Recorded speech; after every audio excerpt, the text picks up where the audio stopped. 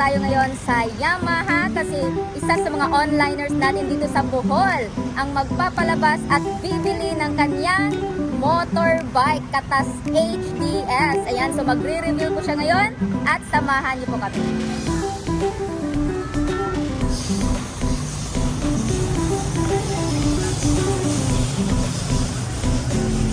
In 3, 2, 1!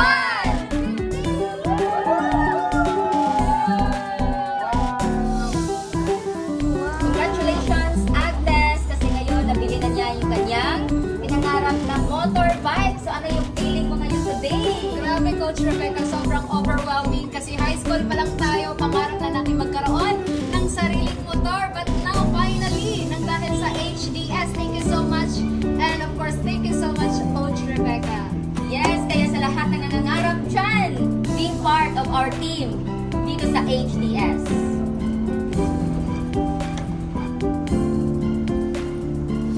Great day, everyone. This is Agnes from Sikatuna, Bohol, a criminology student from BIT and a young mom. And dati lang po akong nag-inquire sa HDS. And good news, ngayon po ay naging part na po tayo ng community.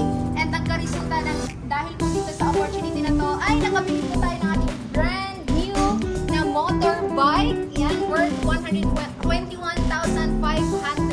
Dati pangarap ko lang po magkaroon ng sariling motor.